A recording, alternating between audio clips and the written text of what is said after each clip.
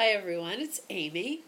All right, the next module that we're going to be starting is about identifying feelings.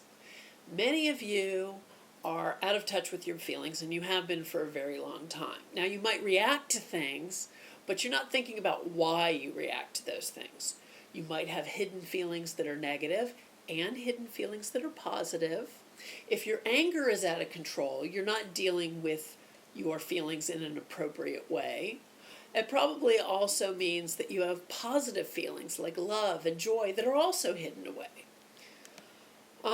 There are 6 basic feelings. All right, I know we use a lot of words for feelings, but there are 6 basic words. They are glad, sad, mad, afraid, ashamed, and hurt. All other feelings are kind of variations on those themes.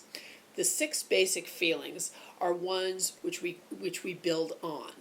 Almost everybody knows what you mean when you say that you are glad or sad. But when you use words like depressed or nervous, it's not really as clear because those words mean different things to different people. The feelings that we express come from these basic 6. And I'm going to post a list on Facebook of feeling words so that you can kind of get a clearer idea of what I'm talking about. In the past, you've dealt with your feelings in an inappropriate way, or you wouldn't be here watching me. Some of you might deal with your feelings by getting drunk or high. Some of you might deal with your feelings by getting sarcastic or throwing a little temper tantrum or pouting or just being silent. That's a good way to deal with your feelings. So how do you deal with your feelings in an appropriate way? Well, there are a few steps. First, you have to recognize those feelings in the first place. And sometimes there are some physical signs that go along with that. You might clench your jaw or clench your fist, or your heart rate might increase. Those are some physical signs that go along with feelings. And the second step is to accept those feelings. It doesn't mean that they're good or bad. We're not worried about that. You just have to accept them, that they're a part of you. Then the third part is that you have to learn how to tell other people about your feelings. You feel good when you express your feelings in a healthy way. If you don't deal with your feelings in a healthy way, chances are you are going to deal with them, but in an unhealthy way, right? When you're honest with your feelings, relationships with other people improve. That's so long as you're not using the expression of those feelings to manipulate people, because you can't change others, okay? First, before we talk about how to really identify your feelings, we have to cover something that we've already touched on a few times, and that is that thoughts and feelings cause behavior. A lot of times this is called the ABC model, all right? Look at this. Look at this. All right, A is the situation or person. And then B is what you think about that situation or person. And then C are your feelings and your behaviors as a result of what you're thinking. The way you feel in a particular situation will determine how you handle it and how you act. For example, let's say you had to speak in front of a large group. All right.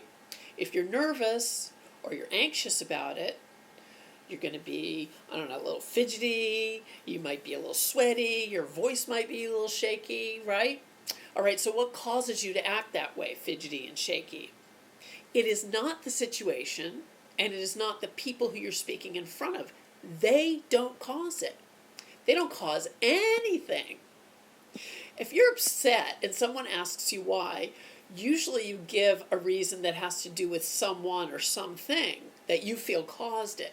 It's just not the case, because A, people or situations do not cause your feelings and behaviors.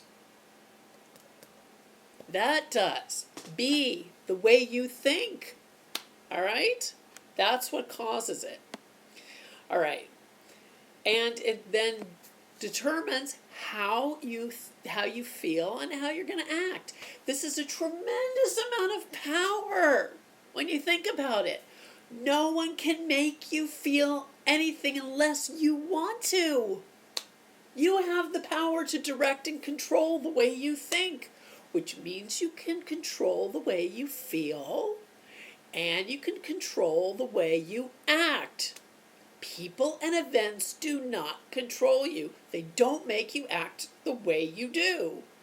I know I just killed everybody's excuses for everything. I am sorry. But you have to understand this before we go into the next thing, which is how to process these feelings. All right. So please subscribe to this channel. Please share these videos for awareness. Share these videos if you know someone. If you watch it and you go, I know who this could help, send them the video. Get in touch with me on Facebook, on Twitter, on Instagram. I'm here for you. And until next time, be well.